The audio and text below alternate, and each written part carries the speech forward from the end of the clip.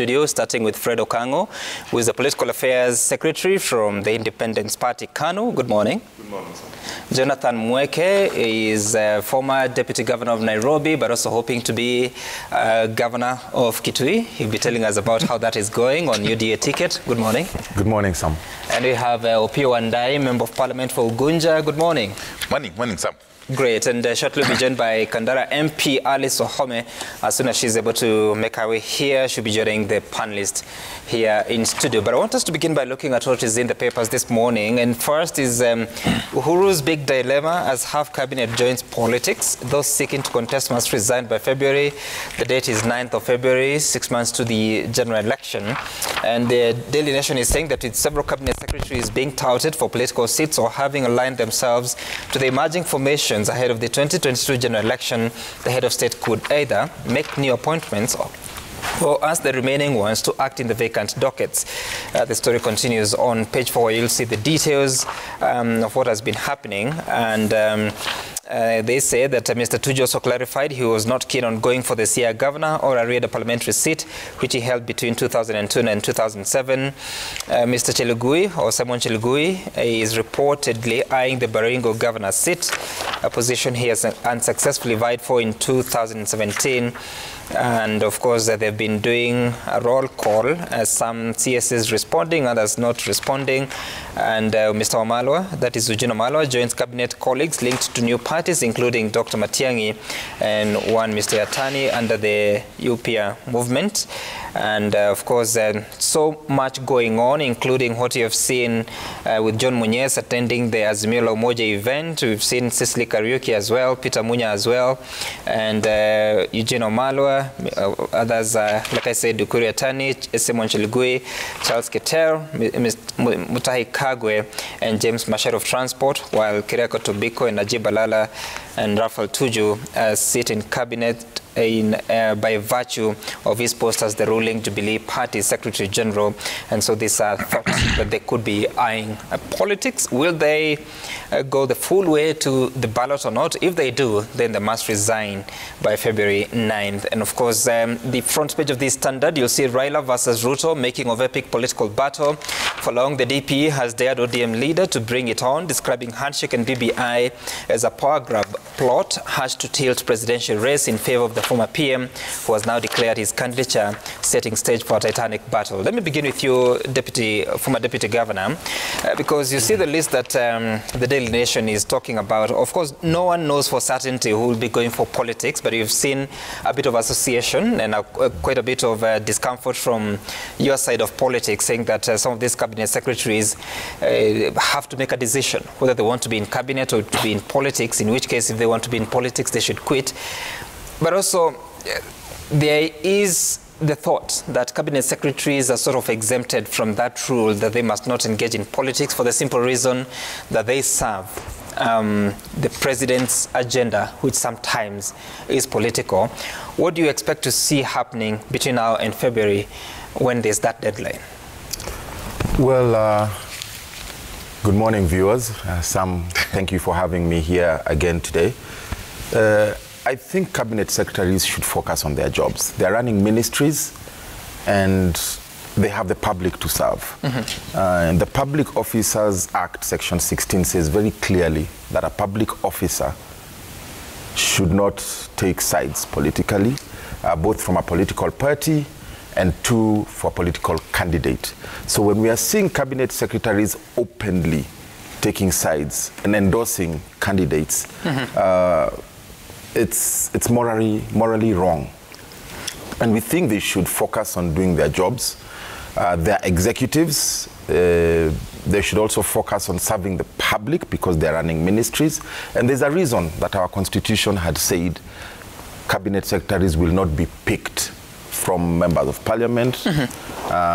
And will not be picked from the political class, so that they can focus on policy and on serving Kenyans. Mm-hmm. So, but if I read you the Integrity Act, Leadership and Integrity Act, Section 23 on political neutrality, says, Section 23, subsection 1, an appointed state officer, other than a cabinet secretary or a member of county executive committee, shall not, in the performance of their duties, act as an agent for or further the interest of a political party or candidate in an election, or manifest support for or opposition to any political party or candidate in an election. So it sort of exempts the cabinet secretary. So is there anything wrong legally, or it's a question of morality?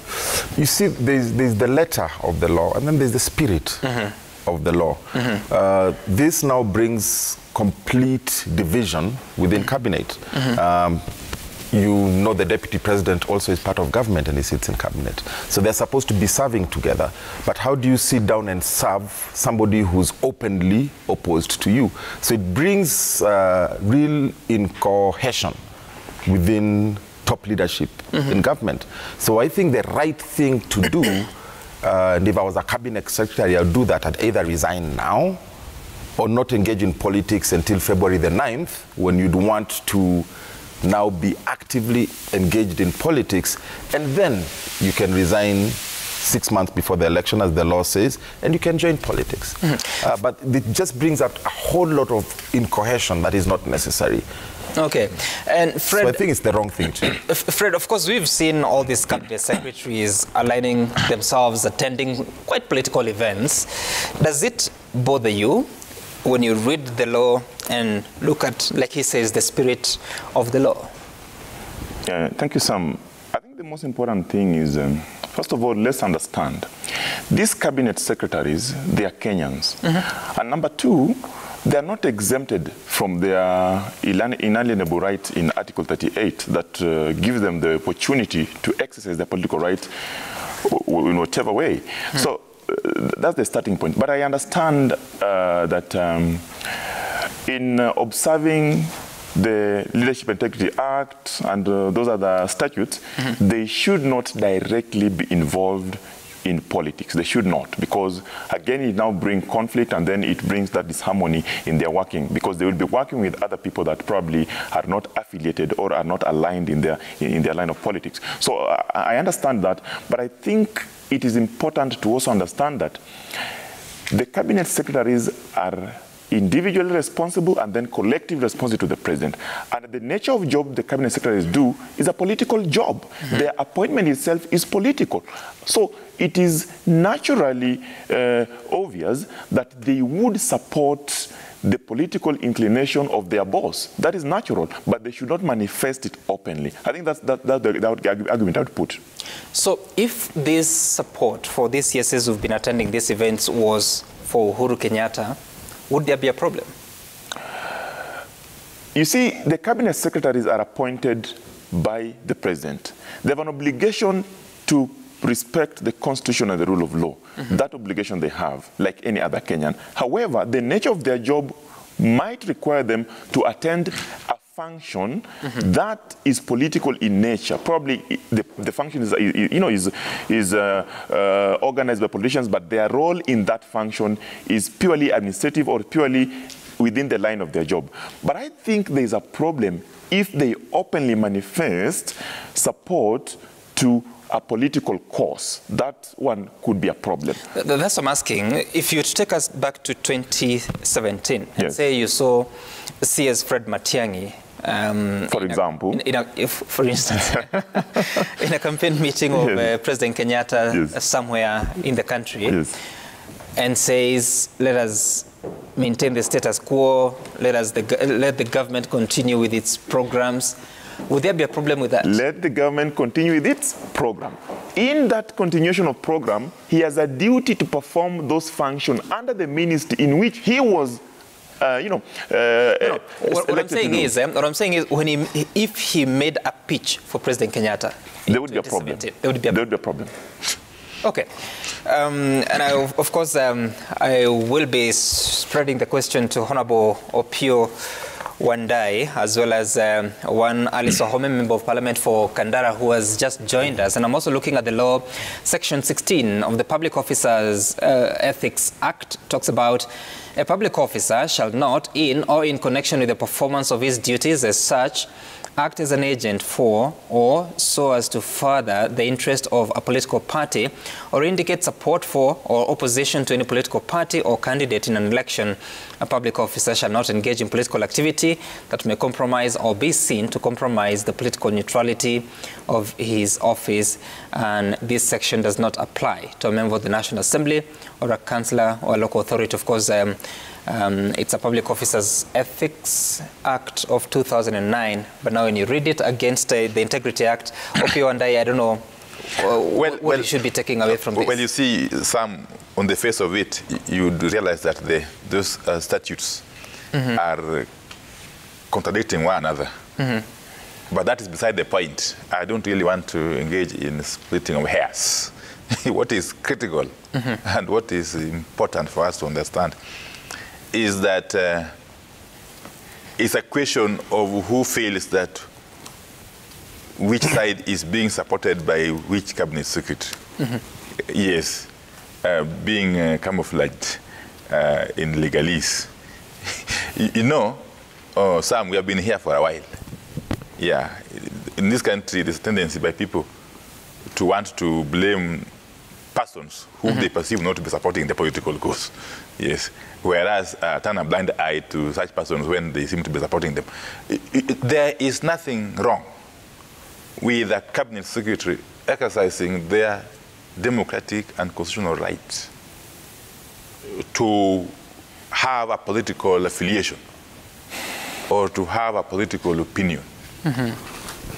And again, up to now, people seem to only talk about those who are supporting, those who seem to be aligned to the Azimio la Umoja movement. Whereas there are a number of cabinet secretaries, and indeed principal secretaries, whom I know, are actively involved in the UDA activities.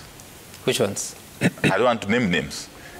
But the fact is that we don't want to get into a situation where we start branding people on the basis of their perceived affiliation, politically speaking.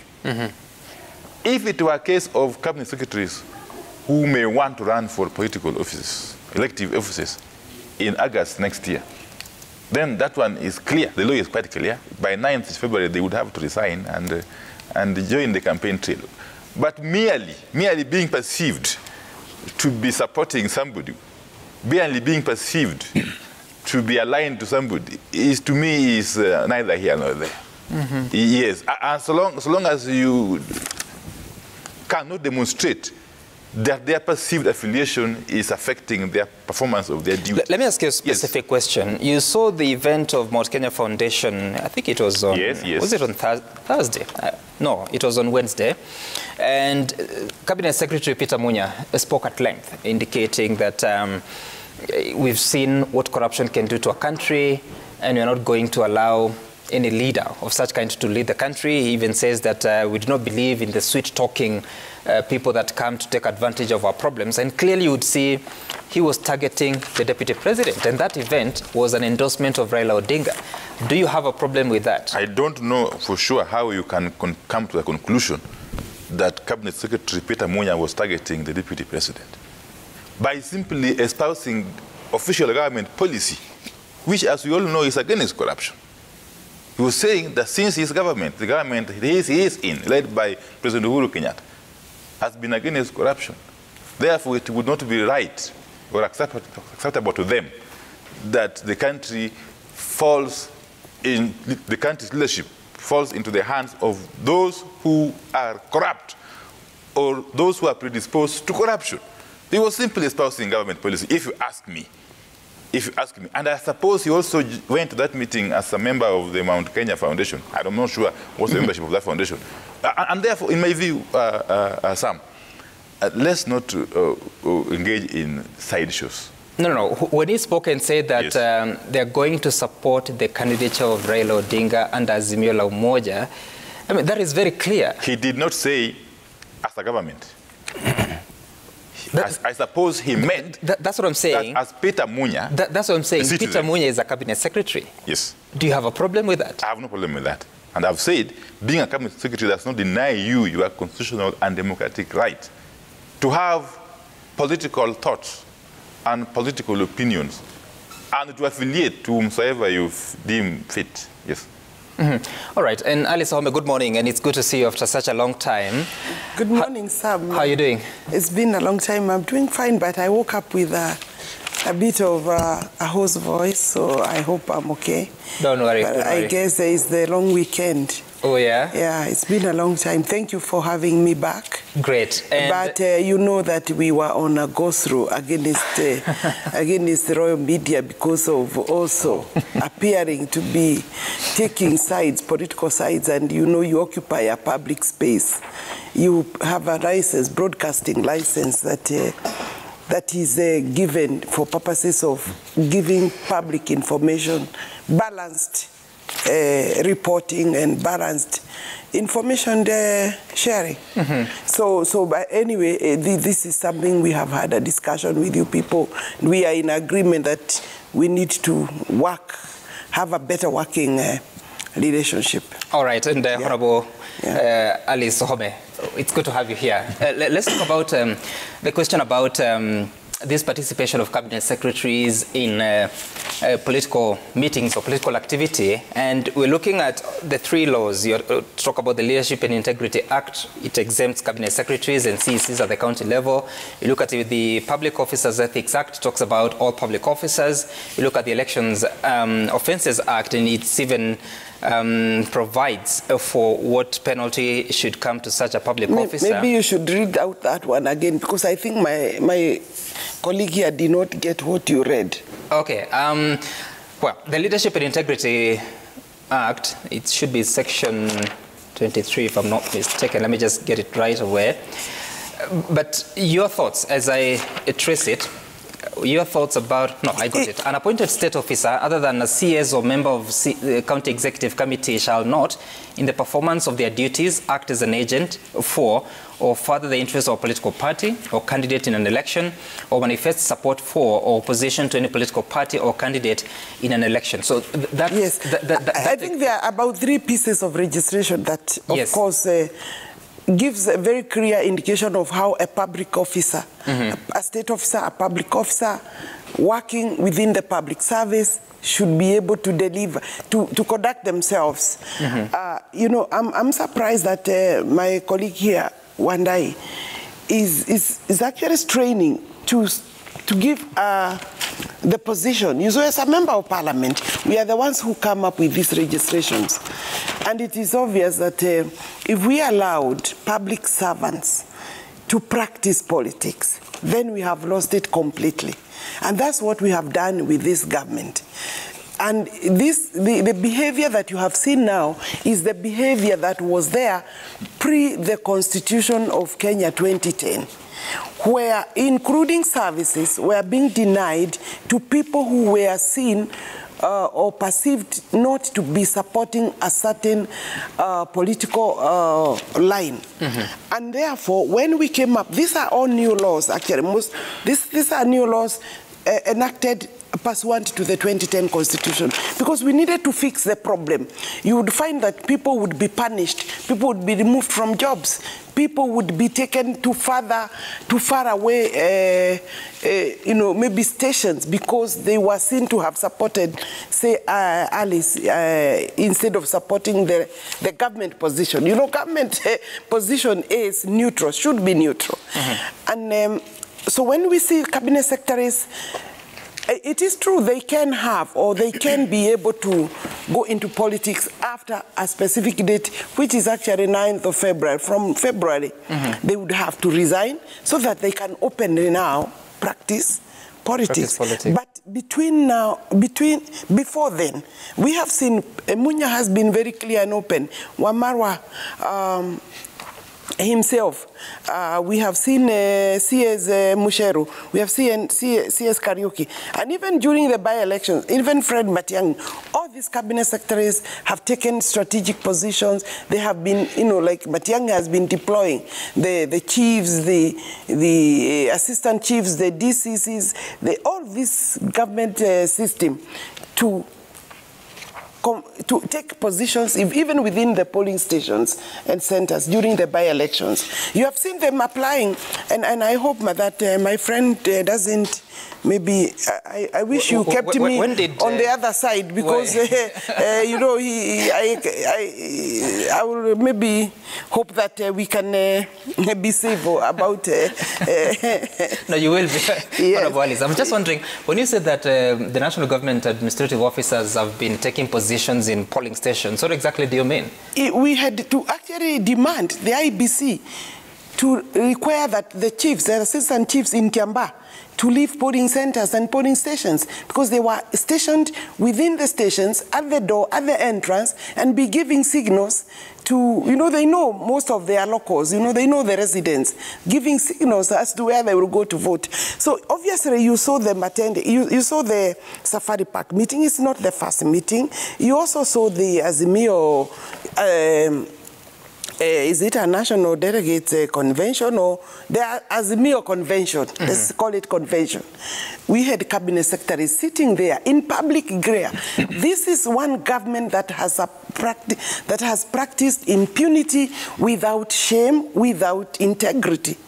And I think even as politicians, we shouldn't want a situation where cabinet secretaries are attending our national delegates conventions. I think it is sad. It's really a regrettable time, and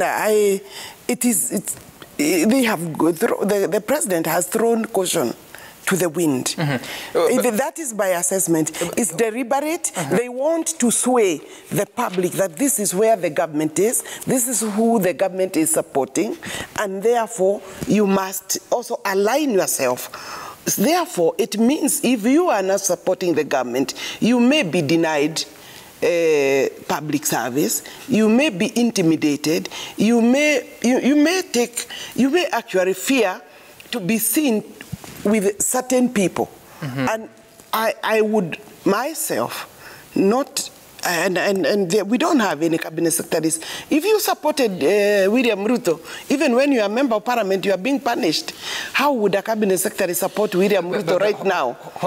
There is nothing like that. Honorable Opiyo Wandayi says there are certain cabinet secretaries. I would wish that he says them. Maybe they were seen to have been proposed by William Ruto, the deputy president, at the beginning, because this government was actually, this is a government that we had the president and William Ruto as the partners. Yeah. And so there were those people who were seen to have been maybe proposed by the deputy president. So, and you see, they have also been targeted. They have been shifted. They have been transferred. They have been punished, actually. They have been punished. You're saying so many things, yes, really. But I also need to spread the question. I'll get back. But Honorable Opiyo Wandayi, it would appear that your party leader is the beneficiary of this perceived support by cabinet secretaries. In another time, in another season, would you allow this to happen if this was 2017? Let me just say this, and arising from the comments from my colleague, Honorable Alice Wahome. It is clear that, it is really clear that the shoe is on the other foot. And I would have loved to hear these sentiments being very eloquently expressed by Honorable Wahome, being expressed even previously, in the previous elections. But be that as it may, what is happening to me is not unusual. And if it so happens that in the scheme of things, Raila Odinga seems to be the beneficiary, politically speaking, so be it. And you must also understand that there's no single day Raila Odinga or his party has ever courted government support. Raila, you know, has done politics in this country for so many years. And I'm lucky that I've been with him along that path for most of that journey. There's no single day he has asked for support from government or his functionaries. If it happens that circumstances now dictate that a lot of the people in this country, including those who are some who are in government, see him as the most appropriate person to become the next president of this country, so be it. And we are very happy for that, really. If we'd be happy to even have more and more of those cabinet secretaries coming out to to lend us their support, because we need every person's vote. We need every single person's vote, including President Uhuru Kenyatta vote, yes. Of course, gentlemen, Fred, we live in strange times, of course, if you have to reflect on what happened in 2017 and now. But moving forward, there had been proposals within the BBI, what the president had called the constitutional moment, and the idea was to have ministers coming from Parliament. Yes. Sorry, Alice, your mic is hot. Ministers coming from Parliament, but now we are at a situation where majorly they have to be non-affiliated politically. What do we need to do? Because there's the right of choice, the right of association for a cabinet secretary politically, but there's also the law and the moral image of these CSs and the public expectation. Thanks. It's a delicate balance, but before even we go there, let's not condemn only one side. Over the weekend, one of the cabinet secretaries, who is believed to be aligned to the chief hustler, attended a wedding of one of his colleagues, not colleagues, one of the members of parliament are aligned again to the yellow fever. And, you know, he was speaking in their mother tongue, and he was actually rooting for the deputy president. Who is that CS? But that aside, I'm sure you will have those details. No, who is that CS? I don't know. Chelgui was in a function, and he was speaking their mother tongue. And if you translate that, you can see he was rooting for the deputy president. So what I'm saying, Sam, is it will be a very big, delicate balance to ensure that the cabinet secretaries, or state officers for that matter, do not involve in politics, particularly if the Article 838 allows them to associate politically, to make political choices. They are human beings, and that says every citizen, they are citizens of this country. But I like the question you have asked. What do we need to do? The amendment proposals was giving a clear cue onto how we can deal with such things, because what we need a unified country, and we need access to these cabinet secretaries. The provisions in Constitutional Amendment Bill 2020 had put it such that the cabinet secretaries would now be in Parliament, or half of them in Parliament, whichever way the president feels fit. And that way, they would openly discuss about politics, because they are political appointees. But wouldn't that defeat the essence of having CSs being non-politically affiliated? That provision in law was amended. If you check BBI, it was going to be amended. What I'm saying is, I would imagine that the idea to have CSs not being active politicians is to make sure that they're able to focus on work that is policy-driven. When the public went before the steering committee and told them that we have had situations where the technocrats who have been appointed as cabinet secretaries, they don't understand the problems that are bedeviling the people down here, because they are technocrats. They have never undergone such problems. We want politicians who understand our daily life, who live with us, who know us, to lead this process, so that when they before the parliament, they can be accessible, they can be able to answer questions. That is the point, and that is the reason why that amendment was proposed. However, I agree. In some instances, you will require expertise. But also that does not mean that you don't have expertise in Parliament. The 349 members of Parliament, surely, you cannot tell me that you cannot have experts in that floor. There are many. So what we need to do, we need to make our laws easy to implement. And that is why I agree with proposals that would even now make it easier for members of Parliament to become cabinet ministers in that proposal, or for members of county assembly to become CECs in the county executive. Because look at it this way. Some of these appointed members, they are citizens of this country. They have their rights, political rights, to exercise. However, they are also experts in their own field. So in appointing, they are appointed based on their suitability and competency. That does not throw away the political interest. So if they can balance the political interest vis-a-vis the work they do, then I think they are